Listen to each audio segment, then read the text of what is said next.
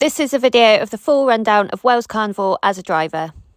So the first stage to getting ready is I always put my contact lenses in, and then I can put my makeup on and sort my hair out.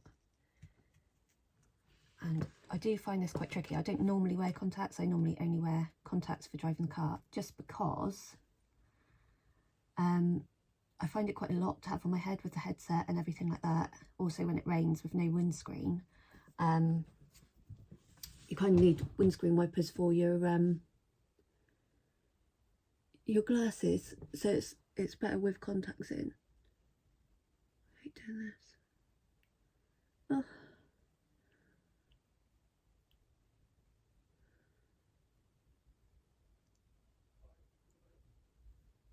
Oh my god, it's in. Oof.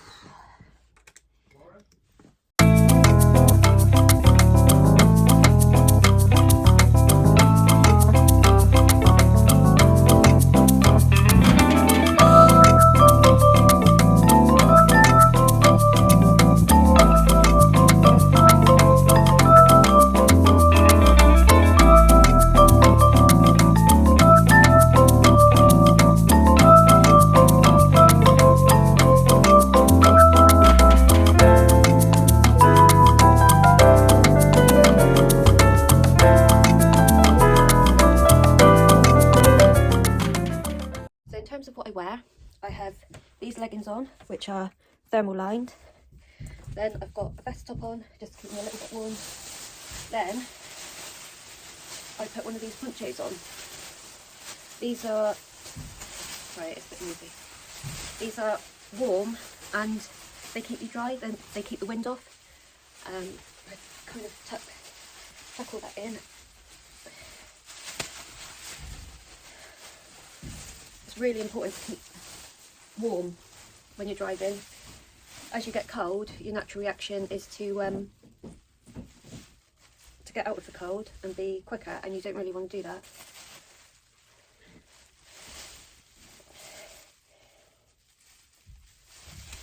Then I put this part of my costume on, which is the top bit. I'm going to tuck that in.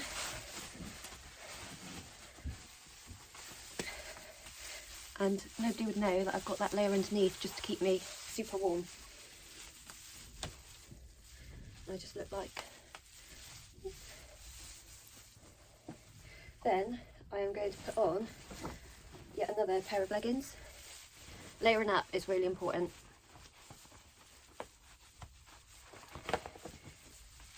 And I will also put some waterproof trousers in my bag to take with me.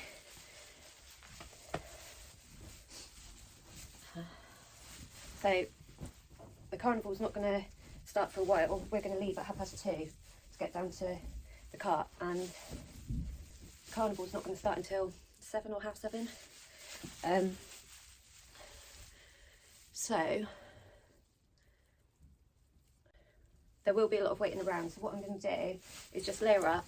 This is on underneath. I can just whip everything off, put my other bits of costume on, and we're ready to go. I've still got a bit of makeup to put on as well.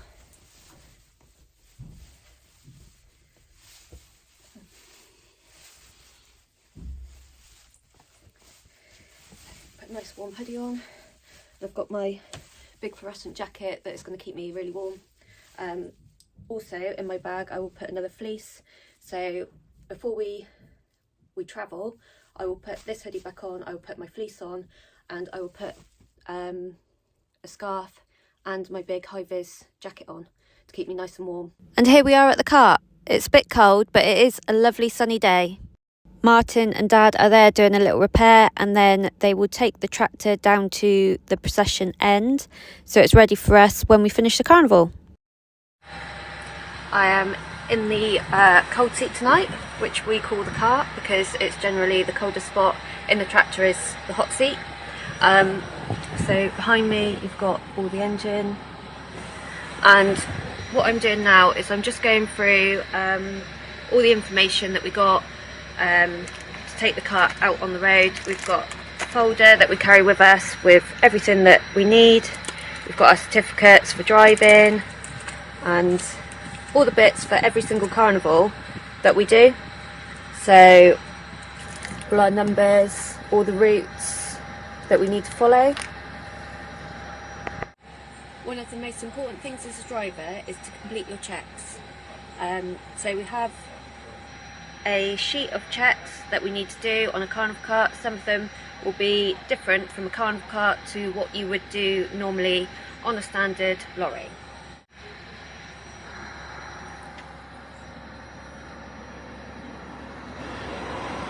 So from the driver's position, one thing I can check is that the mirrors are in the correct position so that I can see down both sides. We can turn around to get the oil and water check. As we get out and walk around the cart, we can check for things like tyres, if we can see right under. I'm not sure whether you can see, but we can just make sure that all tyres are properly inflated. This camera's not very good with the dark. Checking the hitch, making sure that everything is sound, pins in, everything's hitched up as it should be.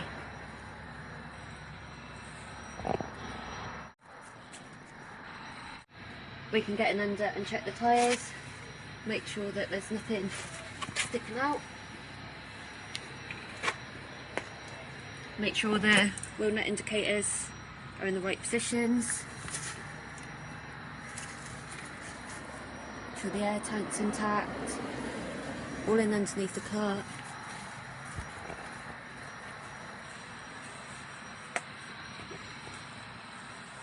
And then as we go down through, we're just checking that all the markers are still there. We can check them again in a minute to make sure that they actually work. Now, one thing that got brought in a few years ago is inspection chambers. So I don't know if you can see, might need a bit more light in there. If I get my torch out. So I don't know if you can see that, but you can see in and see the tyre, and you can feel in round and check underneath, make sure there's no flat tyre, and hatch will come back down.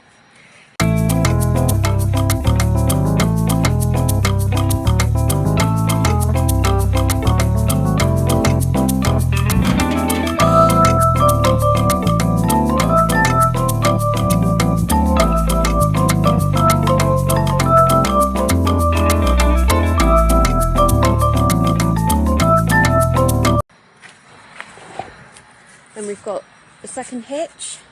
So one of the things that is really important that we use is these do not cross. This is a stipulation of the VSA. We must have it clearly written that we cannot cross the tow bar. So we've got these stretchy things, and as the cart moves it will stretch around. But for now, while I'm doing my checks, I can come in and have a little look. Camera's intact, hitch is intact, all the cables are fine, no cracks or anything like that. See a good view of the tyres here. Get these I'm gonna have to get something to get those out. I'll get something in a minute. So over there, as you can see, the wheels are chocked, and that is just to make sure that it doesn't go walkabouts while we're not here, because this has been parked here since Shepton, Wednesday night.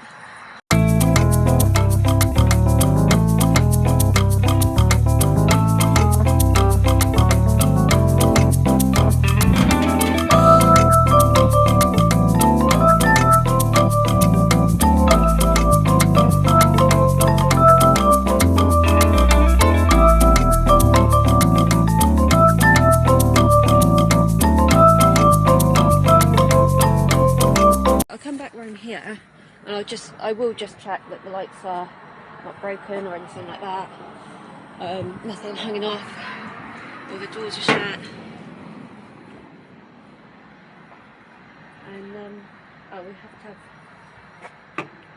well, we need to just change that to my room for tonight.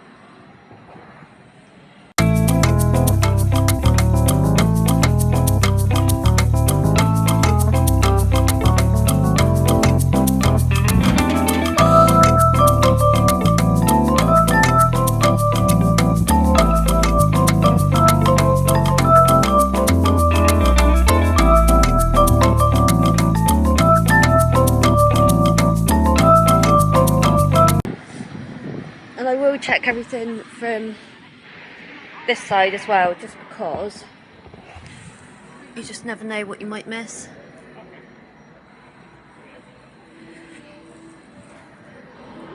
Get a good view in between.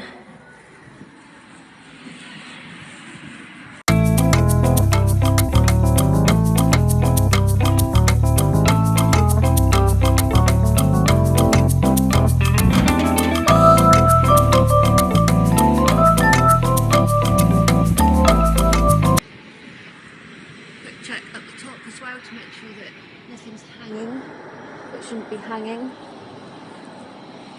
few bulbs there to clear up before we go.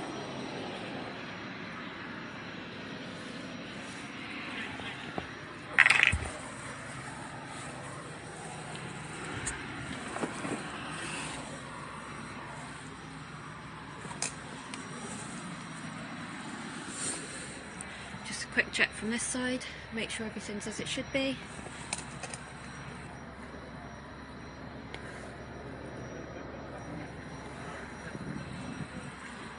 Everything's secure.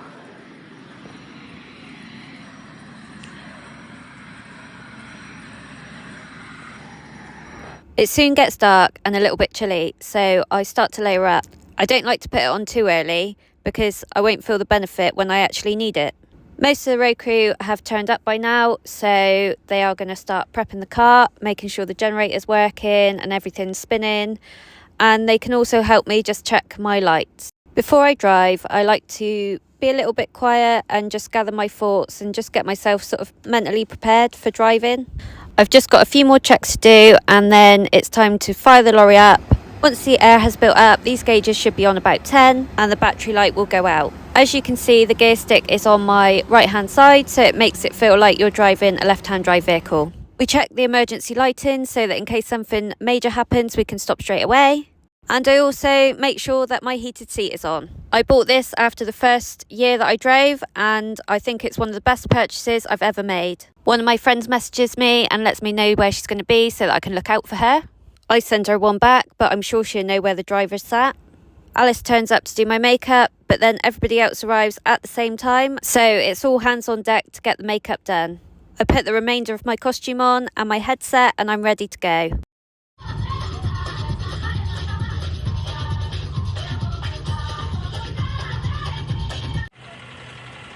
We are about halfway round the procession at this point and we have to turn the music off to get round the next corner.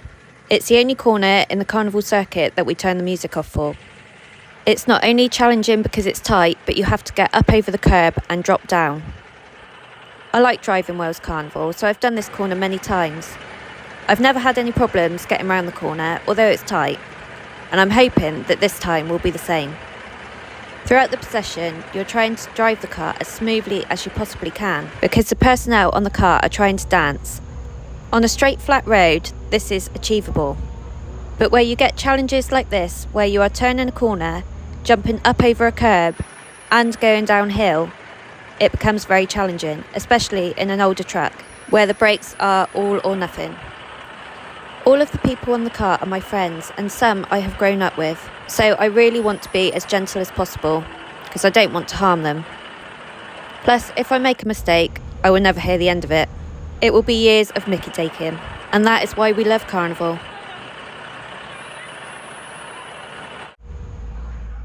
Normally, they put sandbags on the edge of the curb to help us drop down more smoothly, but they haven't this year for some reason.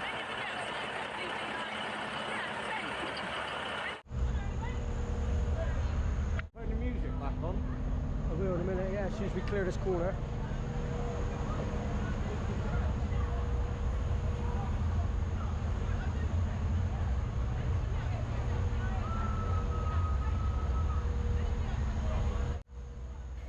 It's one of those points that is so nerve-wracking doing it, but once you're round, it's a great sense of achievement.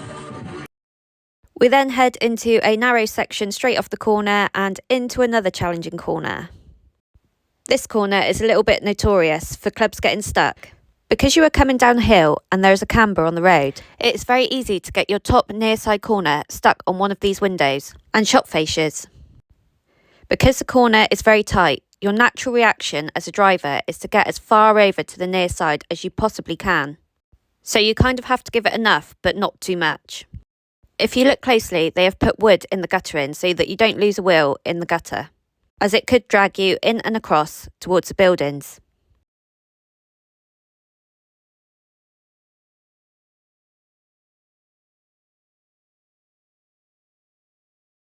The road crew will be watching intently to see the trailers come round the corner, as I can't see them myself. As you can see, there's only the first trailer round at the moment, and then you start to see a glimpse of the second trailer with the turning bit on the front. We just need to wait now for the spinning circle on the back.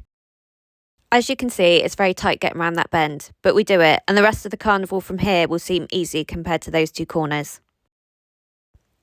The road crew captain will give me the signal that we are through, and then I can relax.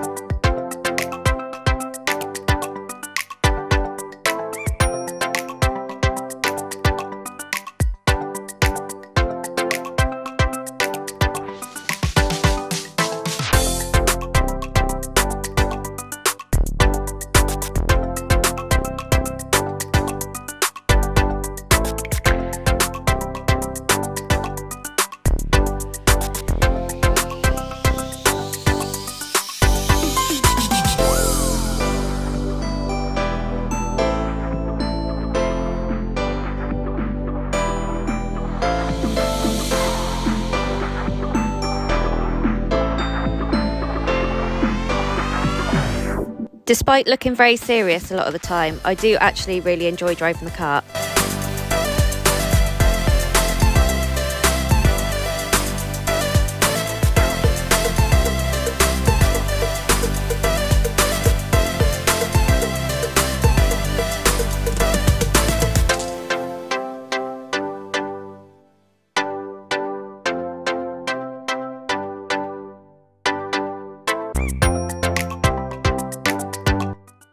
Once the procession ends, we can pull up to a point where we can get the cart personnel off and get prepped ready for travelling the cart to the next carnival.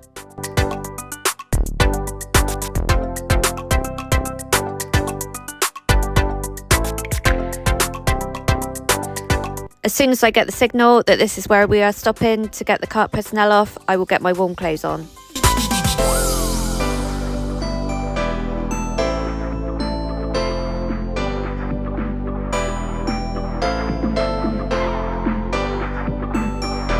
A lot of the cart personnel will come and say thank you, which is really nice.